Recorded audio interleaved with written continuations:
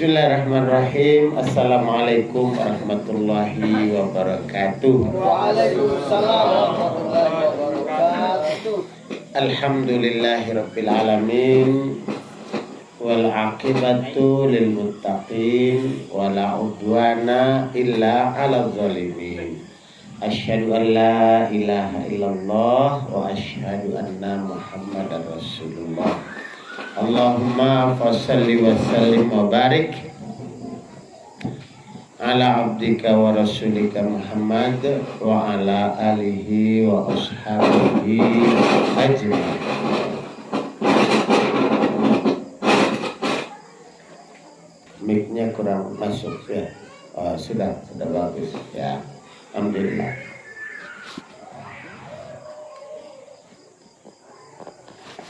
Qala Allah Ta'ala fi kitabihil karim, a'udzu billahi minasy syaithanir rajim. Bismillahirrahmanirrahim.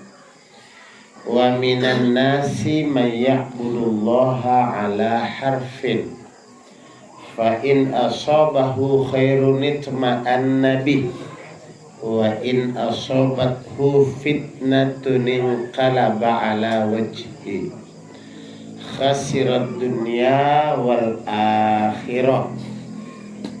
Dzalika huwal khusranul mubin. Surat 22 ayat 11 ayat 11. Gampang dihafal. Surat 22 ayat 11. Surat 22 itu surat apa? Surat Al-Hajj ayat 11. Dan di antara manusia ada yang ibadahnya ya'budullaha ala harfin. Harfun itu artinya ujung-ujung, tepi-tepi. Kalau harfnya bahar itu artinya tepi pantai, perbatasan antara laut dengan darat, itu namanya harf. Di tepi-tepi, di pinggir-pinggir. Fa in asabahu khairun, kalau dia dapat kebaikan dalam ibadahnya itu, untung dia murah rezekinya, dapat kebaikan-kebaikan, woi tenang dia, pas sudah ini katanya. Memang ini pas sudah ini. Wa in asabathu fitnah, tapi kalau dia ditimpa oleh ujian, fitnah, celaka, masalah, kena masalah. Jadi begitu dia beribadah kena masalah gara-gara dia beribadah. Inqalaba ala wajhi, dia berbalik ke belakang. Waduh katanya, sial ini. Khasirat dunya wal akhirah. Rugi dia dunia dan akhirat. Wa dzalika huwal khusranul mubin. Dan itu adalah kerugian yang nyata, yang jelas. Mana nyatanya itu? Kerugian yang nyatanya itu mana? Karena dia mengambil ukuran tolok ukur itu adalah kehidupan dunia, bukan tolok ukurnya itu akhirat. Kalau kita teliti tafsirnya ayat ini ada orang yang dia ibadah, masuk Islam, dia menerima Islam.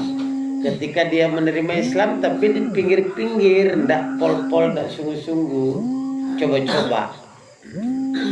cobalah saya masuk Islam. Begitu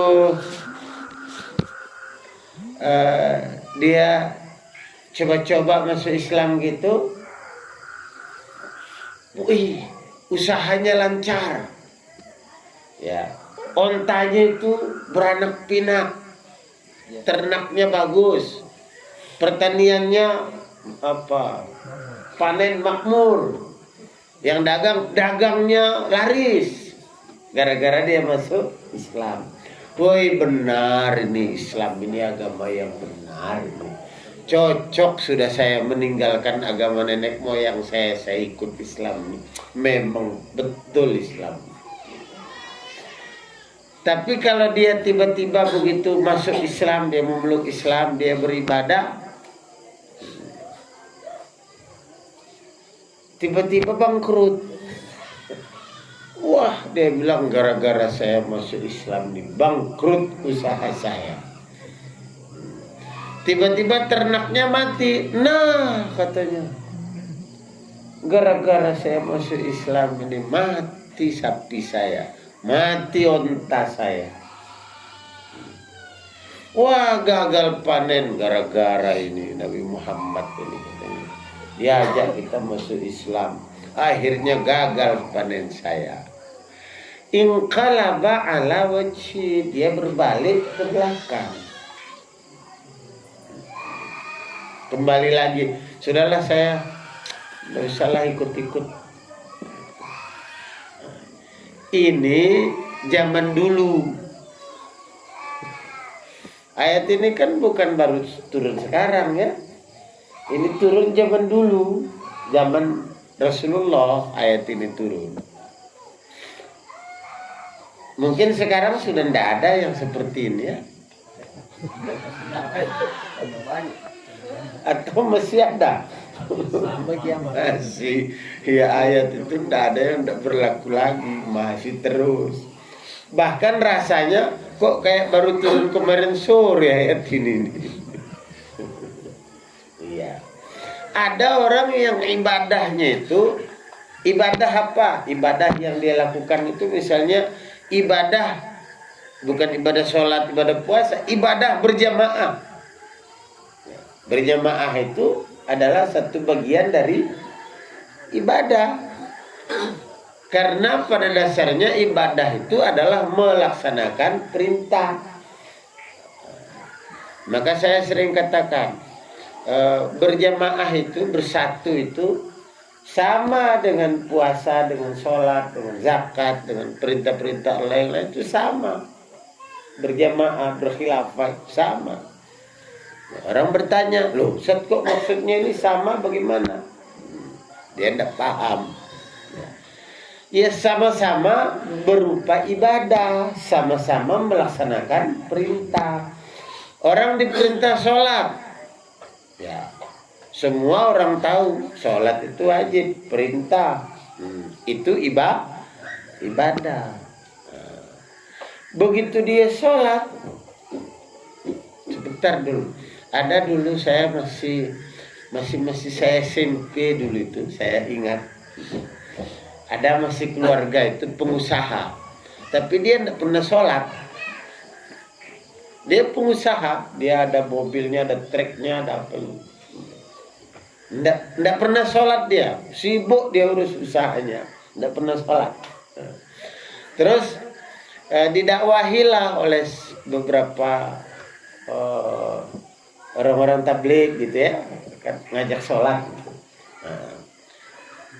Mulailah dia sholat. Begitu dia mulai sholat, tidak lama itu baru hari itu dia sholat. Tiba-tiba ditelepon sama sopirnya, bos katanya, pecah ban trek ini langsung terguling. Treknya terguling, truknya terguling gara-gara pecah ban ini.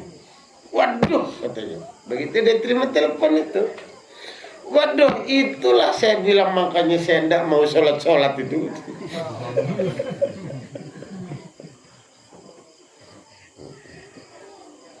Jadi dia gara-gara dia sholat itu, memang dari dulu katanya saya tidak mau sholat itu inilah katanya. Pokoknya kalau saya mulai sholat itu ada saja sialnya katanya.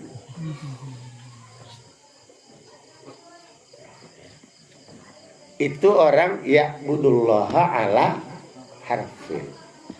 Ada juga orang yang ibadah berjamaah.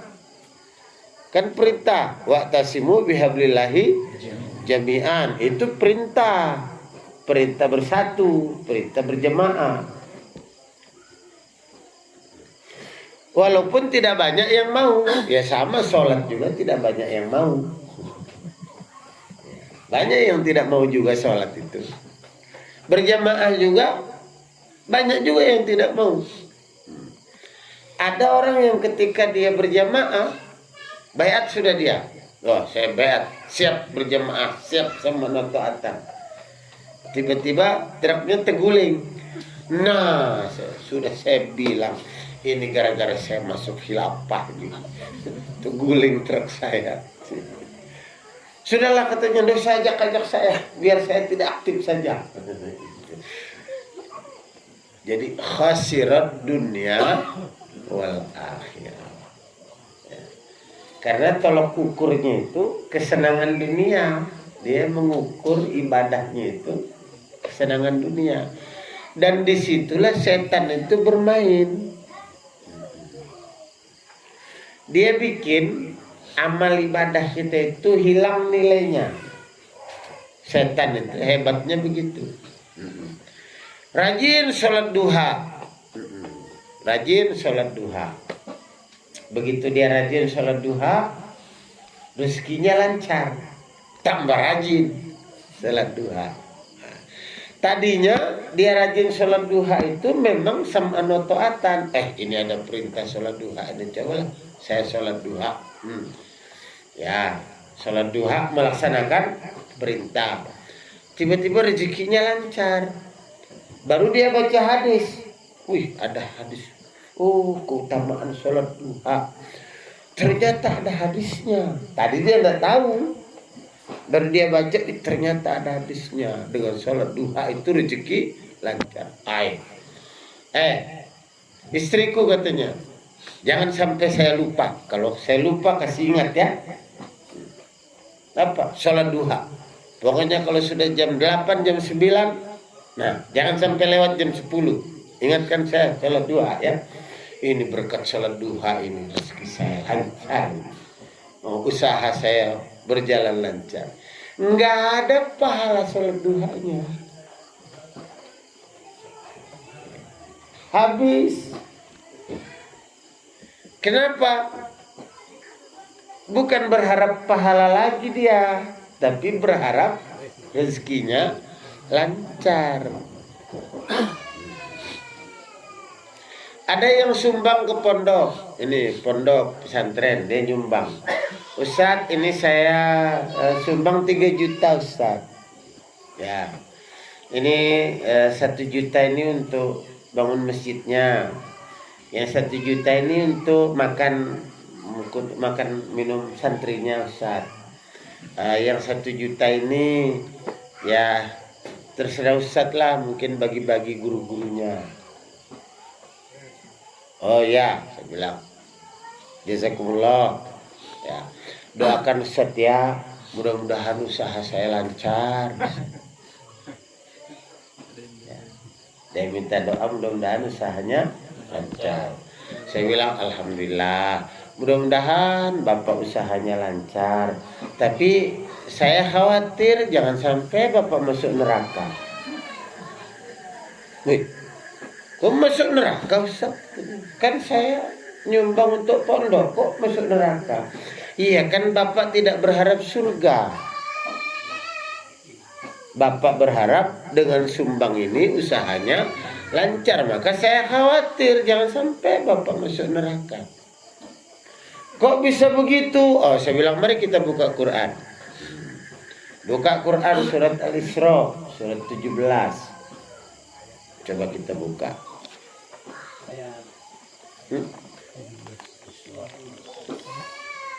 Ya, sudah surat Al-Isra-nya. Oh, ayatnya. Oh, gampang diingat ayatnya juga. Surat 17 ayat 18.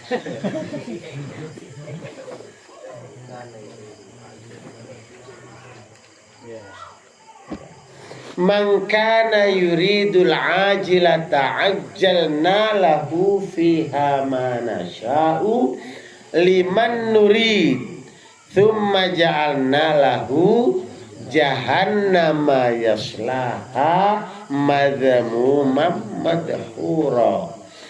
Barang siapa yang ingin segera, ajilah. Ajilah itu al-ajalah, segera. Artinya minta upah segera. Minta dunia maksudnya. Jadi beribadah tapi minta upahnya segera. Ndak minta akhirat, ndak minta segera. Ya Allah, saya salat duha ini murahkan rezeki saya. Surga neraka mah enggak ada masalah, biar sudah. Yang penting rezeki saya di dunia ini lancar. Biar masuk neraka juga enggak apa-apa ya Allah, yang penting rezeki saya di dunia lancar. Walaupun ndak ngomong begitu. Tapi yang dia inginkan itu betul-betul dunia saja yang diinginkan, tidak ada lain-lain. Allah bilang, man kana yuridul ajila, siapa yang ingin segera dapat dunia, ajjalna lahu fiha ma nasya'u liman nurid, kami segerakan baginya, bagi siapa yang kami kehendaki, kami langsung dapat dunianya. Summa ja'alna lahu jahannam, tapi setelah itu kami masukkan dia neraka jahannam. Ketika dia minta sama Allah, ya Allah, dulu saya pernah berbuat begini, saya pernah berbuat begini, saya pernah berbuat begini. Kenapa saya sekarang masuk neraka? Kata Allah, kan kamu sudah dibayar. Di dunia kan kamu sudah dibayar. Kenapa sekarang pas panen kamu minta lagi? Ya.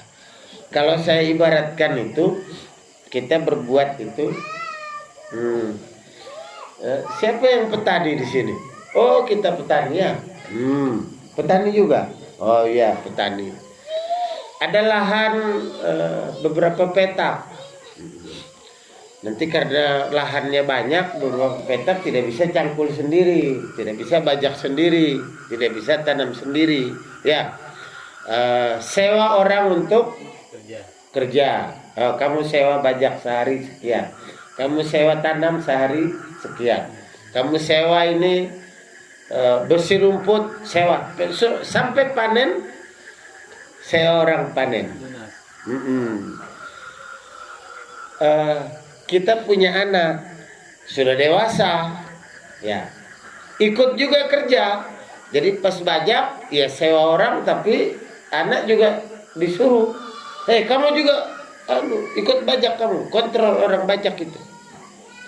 Malah lebih capek dia. Kamu pergi ambil makanan sana, kasih orang. Itu ambil minumnya orang kerja itu. Ambil, woi, capek dia. Begitu orang-orang selesai kerja, apa dia langsung dibayar? Si anak ini? Enggak. Orang yang kerja itu dibayar. Tapi kalau anak kita, nanti kamu nak gampang. Besok lagi, Pak, kok orang dikasih berapa? 80.000 sehari, 100. Kok semua orang dibagi-bagi? Sore hari belum kering-keringatnya sudah dibagi upahnya. Saya ini sudah kering belum dikasih upahnya. Apa kata kita? Anakku, katanya, kamu itu anakku, kamu orangku sayang, nanti kamu gampang. Nanti. Tapi saya tidak ada belanja. Ini sekedar belanja saja kamu. Nanti, tidak usah minta-minta. Biar kasih selesai urusan orang dulu. Begitu panen, orang-orang yang sudah dibayar tadi masih dapat bagian enggak? Enggak, sudah, kamu sudah lunas. Belum kering keringatmu, kamu sudah lunas. Jangan minta lagi. Tapi anak tadi, Pak, banyak panen kita, Pak, ya. Oh iya, mau apa kau? Mau motor, mau mobil, atau mau nikah? Gampang. Nah, berapa mas kawinmu? Dia minta berapa itu? Kasih sudah. Nggak ada dihitung-hitung, nggak. Bukan dihitung, sebentar dulu. Kamu mau motor? Sebentar. Bapak hitung dulu ya. Berapa hari kamu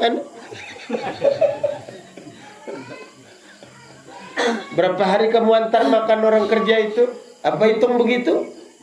Enggak. Kamu ngawasi orang kerja berapa hari? Oh, kali sekian 1 hari ya. Nah, berarti sekian.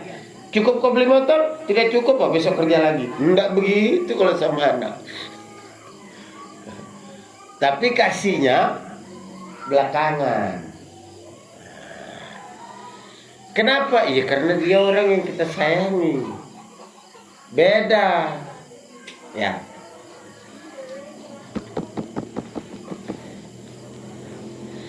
Mau minta yang bagaimana sama Allah? Yang sebelum keringat sudah dikasih bayar? Atau minta nanti?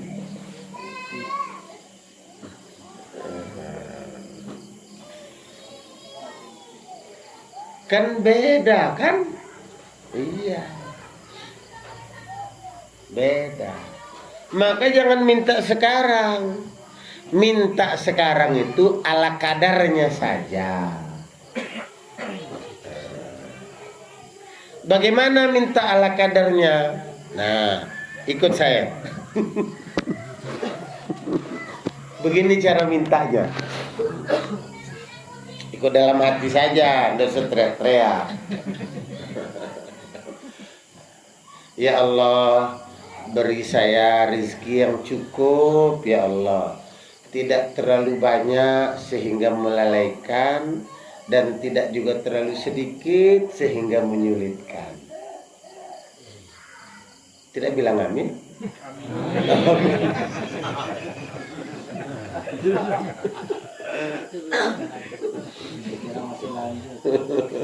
Oh, dikira masih lanjut. Sudah segitu saja cukup. Ya, ya Allah. Semua bilang di dalam hati, ya Allah, beri saya rezeki yang cukup, ya Allah. Tidak terlalu banyak sehingga melalaikan, dan tidak juga terlalu sedikit sehingga menyulitkan. Amin.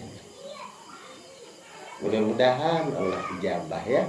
Amin. Jangan, ya Allah saya sudah kerja begini, ya Allah saya sudah kasih Allah balasan. Jangan. Biar tabung nanti Allah, tidak usah kasih sekarang. Ya Allah biar buat nanti. Sekarang ala kadarnya saja. Lebih kurang saja ya Allah. Pokoknya nanti kalau panen, baru. Ya kan begitu. Ini ayat ini nih ngeri. Kalau kau minta sekarang sama Allah, semua kau minta sekarang, habis. Ya. Ini yang disebut di dalam surat Hud itu, yang kata Rasulullah, sayyabatni Hud. Uban saya gara-gara Hud itu. Keluar uban saya, kata Rasulullah. Gara-gara surat Hud itu keluar uban saya. Yang mana ayatnya yang bikin keluar uban Rasulullah surat Hud? Ada yang tahu enggak?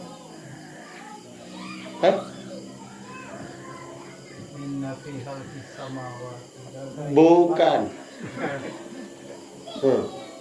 Yang mana ayatnya? Coba lihat surat Hud itu. Cari sudah biar nak ngantuk.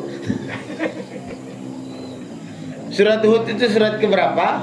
11. Ya, surat ke-11.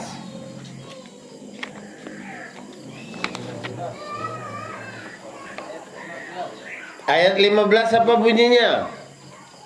Alladzina yadhkurunallah man kana yuridu hayatad dunya wa zinataha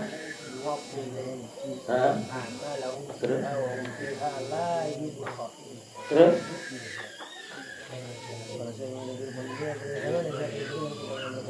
kerjaan mereka dunia dengan sempurna dan mereka tidak akan berubah. Kalau orang bilang terus itulah orang-orang yang tidak memperoleh di akhirat kecuali neraka, dan lenyaplah di akhirat itu apa yang telah mereka usahakan di dunia, dan sia-sialah apa yang telah mereka kerjakan. Ini yang bikin uban saya itu, kata Rasulullah.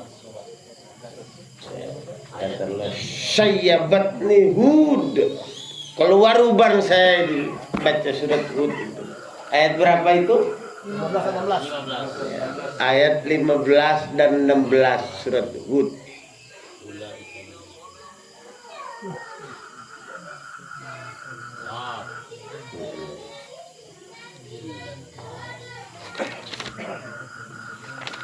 Mana dia? Ada di sini? Nggak ada di sini, Kak? Wah, ada ini kan 30 juz. Man kana yuridul hayatad dunya wa zinataha nuwaffi ilaihim a'malahum fiha wa hum fiha la yubkhasun.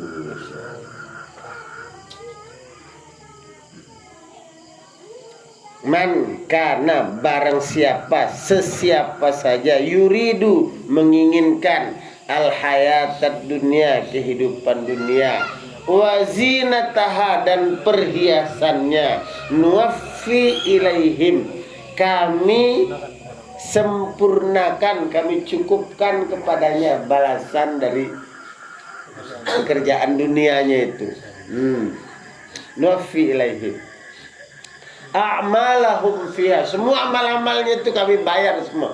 Kami bayar kontan semua, kata Allah. Kalau mau bayar sekarang, kami bayar kontan semua. Dan mereka tidak dikurangi sedikit pun nilainya itu. Tapi apa? Ulaikal ladzina laisa lahum fil akhirati illan nar. Mereka itu di akhirat enggak dapat apa-apa kecuali api neraka. Ya Allah. Ini orang beriman. Bukan bicara tentang orang kafir, enggak. Bicara orang beriman ini, tapi kepinginnya dapat dunia. Wa habita ma sana'u fiha, dan hapus semua apa yang diperbuat di dunia itu. Hapus semua. Habita ma sana'u fiha.